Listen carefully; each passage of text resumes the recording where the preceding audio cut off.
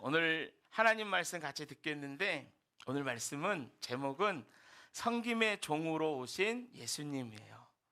성김의 종으로 오신 예수님. 여러분, 많은 왕들의 그 탄생 설화들이 있어요.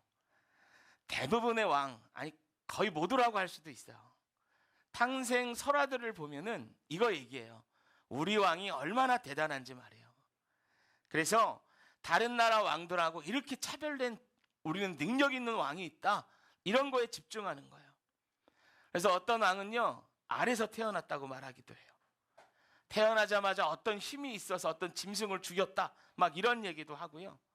남들에게 없는 큰 능력을 가지고 우리 왕이 태어났습니다, 이런 이야기를 한단 말이죠. 그런데 예수님의 탄생 모습은 달랐어요. 하나님의 아들이신 그분이 마구간에서 태어나셨어요. 여러분, 소나 돼지나 짐승을 길러보신 분들은 아시죠? 그럼 마구간이 얼마나 더러운지. 저도 어릴 때 저희 큰 집에 가면 큰아버님이 그 소를 먹이셨거든요. 그러면 막 소 있는 마구간은 막 너무 냄새가 나요. 그냥 집에 한두 마리 키우는 거죠, 옛날에. 그 구유통에서 태어나셨거든요. 그 말이나 소가 먹는 그 밥그릇 아닙니까? 그러니까 우리는 이 말구유, 구유통 환상을 깨버려야 돼요. 여러분, 어린아이를 거기서 낳았다는 게 얼마나 비위생적이고 힘든 그 결정이겠어요. 방이 없었거든요. 돌아다니셨는데 방이 없었어요. 그러니까 얼마나 낮은 곳에 낮은 모습으로 태어나셨는지를 성경이 말하고 있는 거예요. 마가복음 있죠. 우리 마가복음은요 전체의 주제가 뭐냐면 성김의 종으로 오신 예수님이에요. 그런데 마가복음 마지막에는 뭘로 끝나냐면요, 고난의 종으로 죽으시는 예수님으로 끝나요. 이게 마가복음이에요.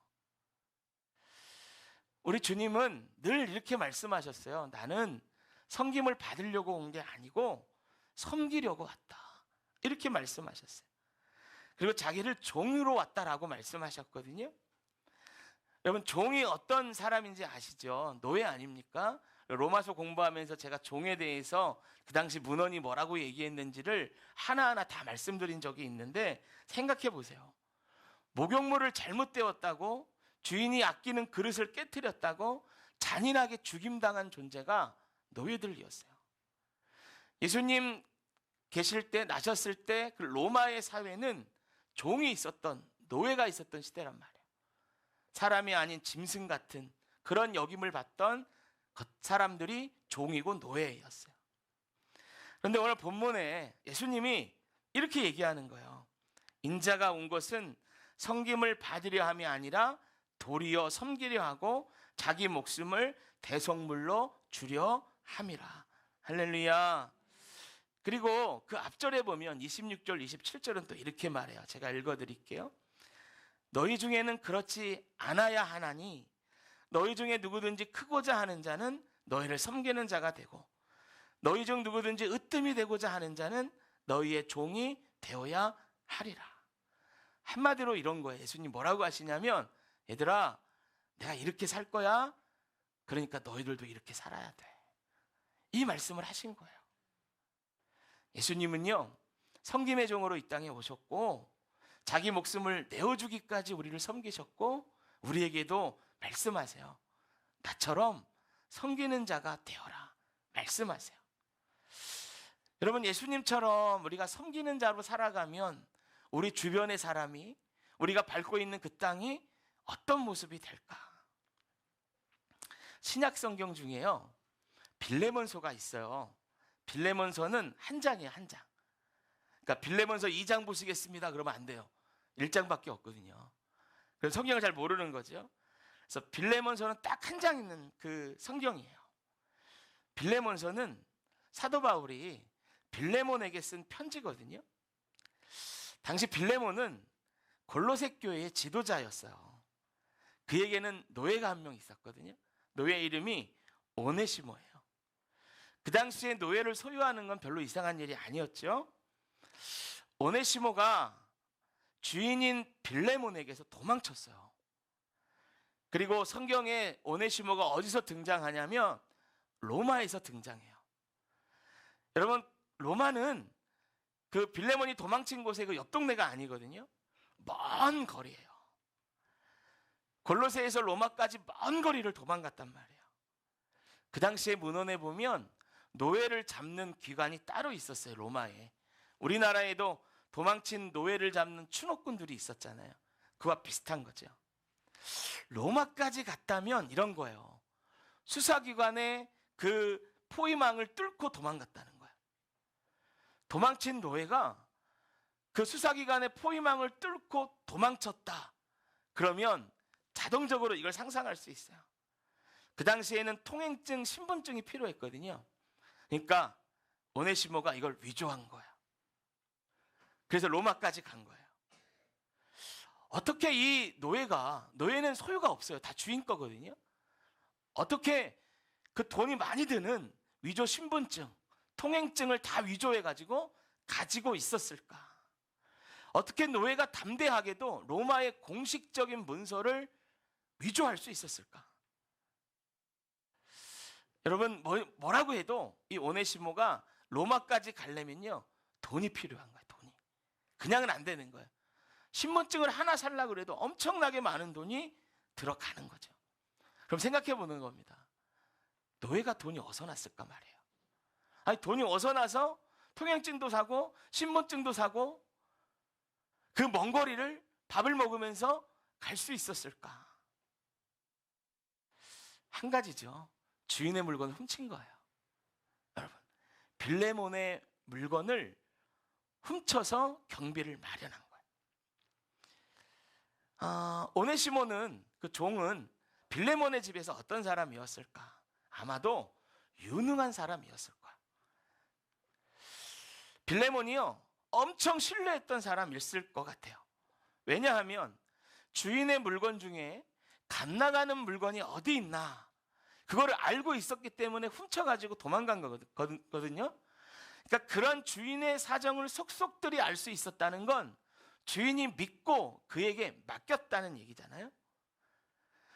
그러니까 주인의 신뢰를 받던 오네시모가 어느 날 주인의 물건을 훔쳐가지고 위조 신분과 통행증을 마련하여 그 돈을 갖고 도망가 버린 거예요. 오네시모는요, 주인의 신뢰를 배반하고 도망갔어요. 그럼 여러분, 초대교회 지도자였던 빌레몬의 입장에서 보면 자신의 돈을 훔쳐 도망친 오네시모 때문에 어떤 손해를 보았을까?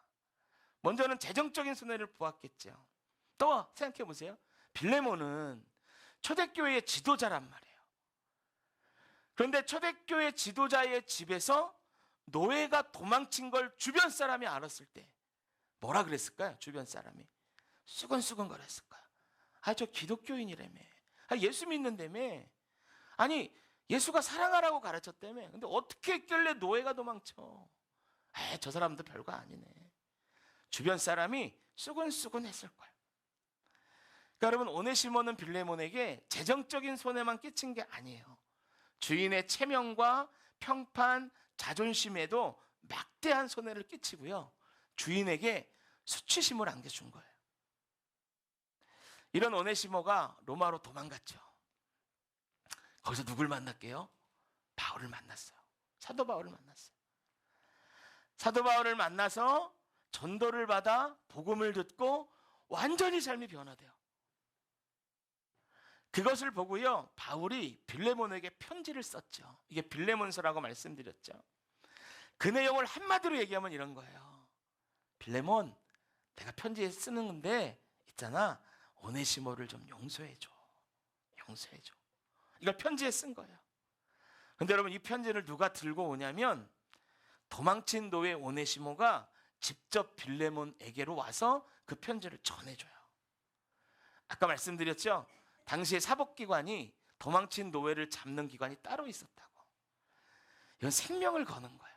만약에 자기 주인이 자기를 용서해주지 않고 사법기관에 넘겨버리면 그 사람은 고문당하다가 죽어요. 막 이런 거 캐겠죠. 너 위조신분 어디서 했어? 통행증 어디서 만들었어? 여기 어떻게 들어갔어? 그런 걸 다 알려면 노마에서는 막 고문하는 거예요. 죽을 수밖에 없는 지경에 가는 거예요. 이걸 다 알아요, 오네시모가. 그런데 성경에 보면 이 편지를 자기가 직접 들고 빌레몬에게 가는 거예요. 누가 이 편지 들고 가라고 말했을까요? 사도 바울이 말한 거예요. 여러분, 복음으로 변화된 오네시모가 죽을 걸 알면서도 순종하더라는 거예요. 그러면 여러분, 한 가지를 더 생각해 보죠. 오네시모가 바울을 만나 어떤 복음을 들었고 어떤 변화가 있었길래 속이고 도둑질하고 도망치던 사람이 생명을 걸고 하나님 말씀, 바울의 말, 복음을 전해준 그 말, 그 말씀에 순종하는 사람이 되었나 말이에요. 여러분, 빌레몬서를 읽어보면 알 수 있어요. 바울과의 관계에서 오네시모가 변화되는데요. 바울이 빌레몬에게 오네시모를 용서하라 라는 그 권면의 말을 하면서 쓴 편지에 보면 당시에 짐승 같은 취급을 당하던 노예 오네시모를 이렇게 불러요. 뭐라고 하냐면요, 편지에다 써 있는 거예요. 빌레몬서에 종이 아니라 형제로 둘자. 나 바울이 오네시모에게 빚진 것을 대신 갚아줘야 하는 사람. 너 도둑질 맞은 거 있지? 너에게 손해 끼친 거 있잖아. 내가 대신 갚아줄게. 바울이 그러는 거야.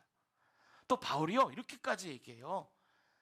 빌레몬아, 네가 나를 영접하듯이 오네시모를 영접하여 주어라. 이렇게 말해요. 그러니까 여러분, 바울은 오네시모를 노예라고 무시하지 않은 거예요. 예수님처럼 바울 자신이 오네시모의 종이 되어 섬긴 거죠. 그런 섬김받은 오네시모는 바울을 통해서 예수님의 사랑을 배운 거야. 할렐루야. 여러분, 그런 사람이 전하는 복음을 듣는데 어찌 변화되지 않겠어요? 그런 사람이 전하는 복음을 듣는데 어찌 그 복음을 거부하겠어요? 예수님이 이렇게 말씀하셨어요. 인자가 온 것은 섬김을 받으려 함이 아니라 도리어 섬기려 하고 자기 목숨을 많은 사람의 대속물로 주려 함이니라. 할렐루야. 여기서 끝이 아니죠. 그러면서 뭐라 그랬다고요? 너희도 이렇게 섬겨라 하셨단 말이에요. 바울이 예수님의 말씀대로 살았던 거예요.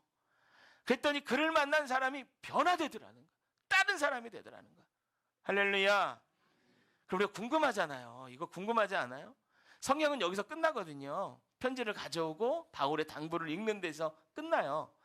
그러면 과연 빌레몬은 오네시모를 용서했을까? 편지를 받고도 아니, 나 어떤 손해를 받는데 나 용서 못해. 그래서 사법기관에 넘겨버렸을까? 궁금하잖아요.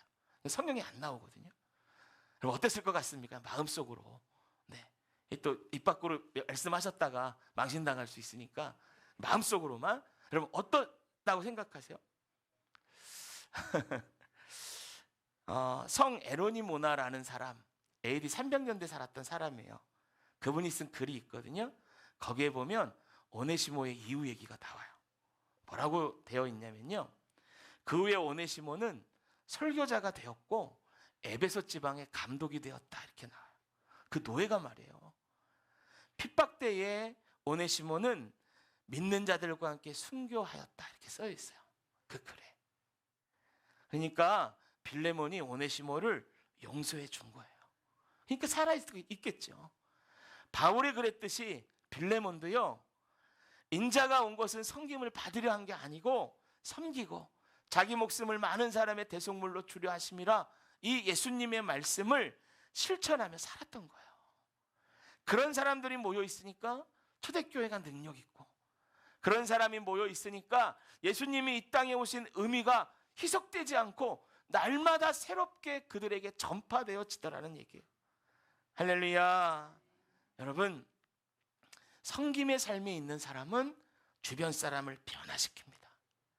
무익한 자를 유익한 자로 만들고요, 죽을 수밖에 없는 자를 생명 있는 자로 만들고, 자신의 이익만을 위해 살아가는 사람을 미랄처럼 썩어져 열매 맺는 사람으로 만드는 거예요. 사랑하는 성도 여러분, 오늘 성탄절입니다. 이 성탄의 아침에 우리가 무엇을 기대하고 어떤 예수님을 섬기고자 하겠습니까? 섬김의 예수님, 우리를 죽기까지 섬기셔서 십자가 지신 우리 예수님, 그 예수님을 기억하고 닮아가는 저 여러분 되시기를 주님의 이름으로 축복합니다. 할렐루야. 이 화면에 보면 마태복음 20장 28절 있는데요, 우리가 이 말씀 우리 마음판에 새기면서 함께 합독하고 오늘 모든 설교 말씀 마치겠습니다. 시작. 인자가 온 것은 섬김을 받으려 함이 아니라 도리어 섬기려 하고 자기 목숨을 많은 사람의 대속물로 주려 함이니라. 아멘. 하나님 감사합니다.